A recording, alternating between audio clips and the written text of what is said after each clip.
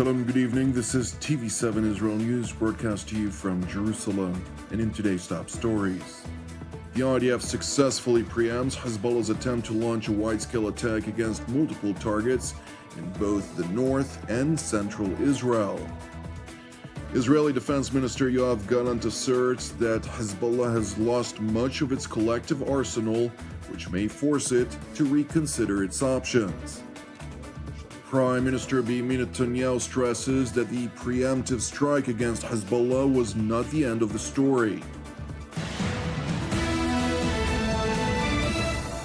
Israel stands at the ready to confront any threat from any theater, as it maintains a heightened state of alert versus the Islamic Republic of Iran and its regional proxies.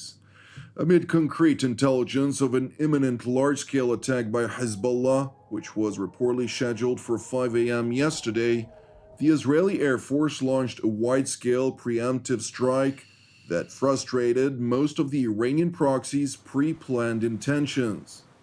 סיכלנו הבוקר מתקפת ירי נרחבת של ארגון הטרור חיזבאללה לעבר יישובי הצפון ואתרים במרכז הארץ. עקבנו אחרי חיזבאללה במשך שבועות באמצעים טכנולוגיים וסיורים אוויריים של מטוסי חיל האוויר. ברגע שזיהינו כוונה מצד חיזבאללה להוציא לפועל את המתקפה, סיכלנו את מרביתה. חיזבאללה ניסה לפגוע קשות בצפון ובמרכז ונתקל ביד ברזל. Rear Admiral Daniel Hagari further revealed the scope of the Israeli Air Force's preemption, essentially destroying thousands of Hezbollah's offensive capabilities within a time span of approximately 20 minutes' time. כ-100 מטוסים של חיל האוויר תקפו למעלה מ-270 מטרות במקביל בדרום לבנון, ושיבשו את תוכנית התקיפה של חיזבאללה. עד עכשיו, אנחנו מכירים גם 6 מחבלים שחוסלו בתקיפות, ייתכן ונגלה עוד בימים הקרובים. רק בשבוע האחרון חיסלנו כ-30 מחבלים, ובהם גם מפקדים של חיזבאללה. מתוך היעדים שהותקפו, כ-90% מהמטרות היו רקטות לטווח קצר שכוונו לעבר צפון הארץ. חיזבאללה תכנן לפגוע באזרחים של מדינת ישראל.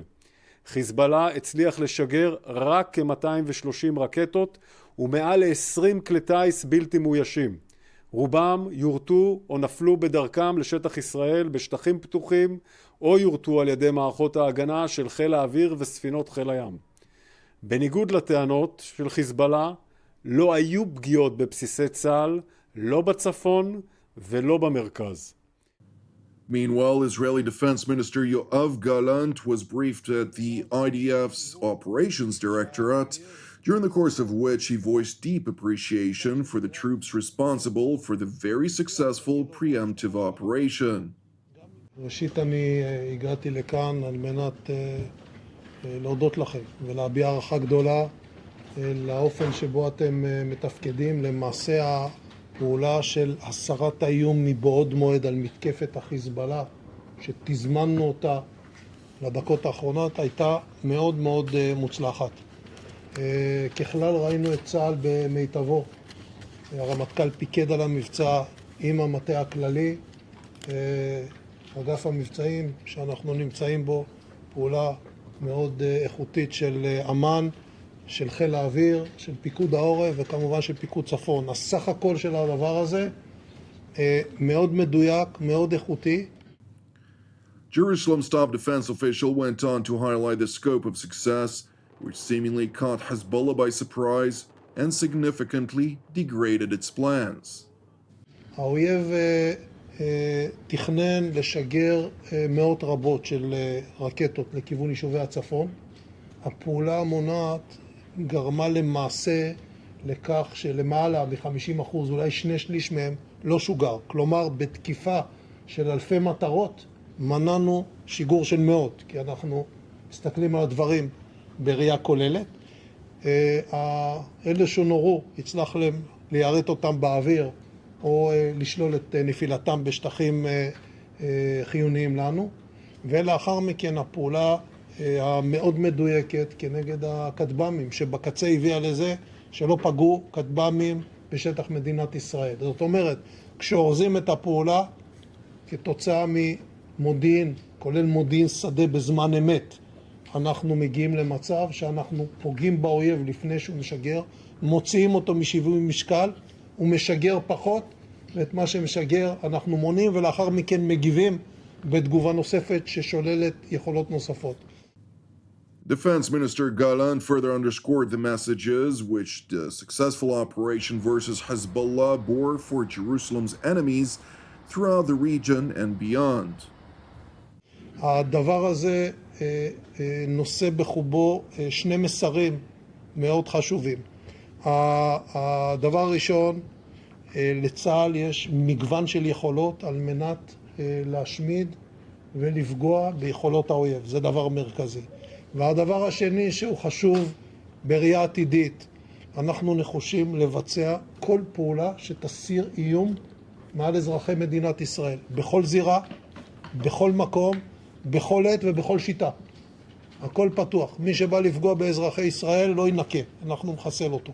וזה המסר המאוד ברור. The Israeli defense minister went on to unveil Jerusalem's aspirations to capitalize on the latest successes of its defense establishment as Israel faces a critical strategic juncture. כשאני אורז את כל הדברים צריך להסתכל על ראייה כוללת של המלחמה.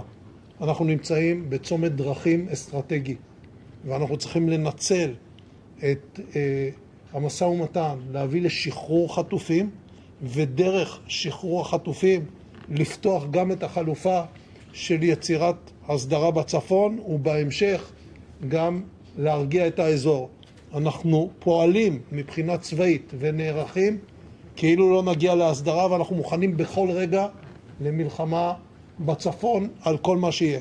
אבל זה לא הדרך המועדפת שלנו, ואנחנו נותנים עדיין סיכוי לאפשרות של להביא את זה בדרך הסדרית. It is worth noting that the latest Israeli strike on some 40 Lebanese zones housing offensive Hezbollah infrastructure, in parallel to extensive degrading activities against the Iranian proxy over the course of almost 11 months, has significantly diminished the terror group's military capacity. לפעולה הזאת יש חשיבות, כי כשהאויב יספור את הסדק שנגרע לו, את מה הוא רצה לעשות ואת מה הוא הצליח, הוא יגיע לאותה מסקנה שאנחנו הגענו, גם אם הוא ינסה להסתיר ולהסוות את זה ולהסביר דברים אחרים. אבל העובדות הן עובדות, אתם יודעים אותם, המסכים מספרים אותם, והעבודה המצוינת שלכם הביאה לתוצאות.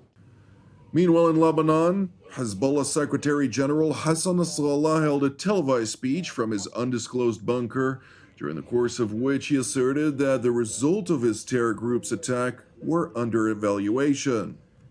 كانت النتيجة مرضية وتحقق الهدف المقصود، فنحن بنعتبر أنه عملية رد على اغتيال الشهيد القائد الحاج محسن سيد محسن واستهداف الضاحية قد تمت.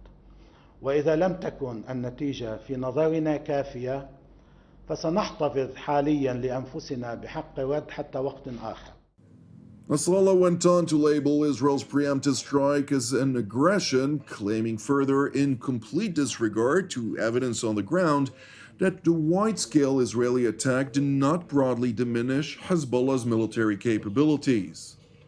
ما حصل هو عدوان وليس عمل استباقي، وهذا إذا بده نفترض عمل استباقي لم يترك أي أثر على الإطلاق على عملياتنا العسكرية اليوم، لا على صواريخها ولا على مسيراتها ولا على مجاهديها ولا على مقاتليها.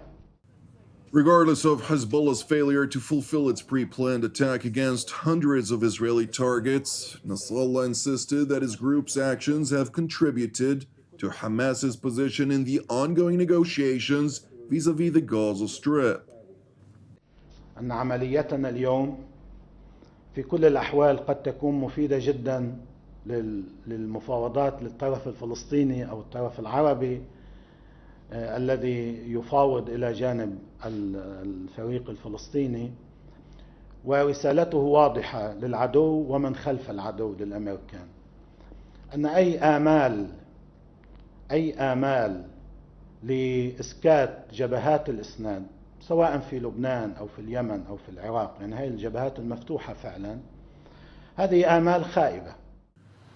Meanwhile, in Jerusalem, Prime Minister Benjamin Netanyahu responded to Israel's preemptive strike against Hezbollah yesterday, asserting that it was not the end of the story.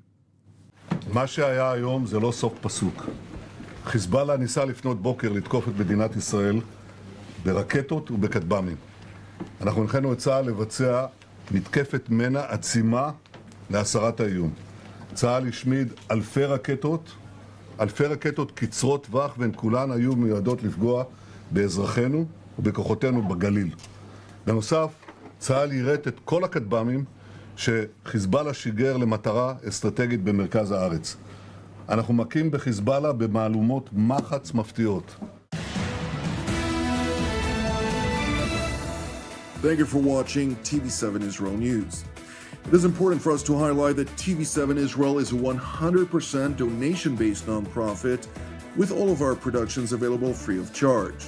Therefore, if you're blessed by our productions and would like to help support our daily programs such as this one, TV7 Israel News, Jerusalem Studio, Deep Dive, and so much more, we would deeply appreciate it if you'd consider making a donation. You can do so via our website at www.tv7israelnews.com. Separately, as ever, I'd like to encourage you, pray for the peace of Jerusalem and salvation of Israel. I'm Jonathan Hassan, wishing you a Shavua Mevorach, and God willing, we'll see you during our upcoming TV7 Israel updates. Until then, Shalom from Jerusalem.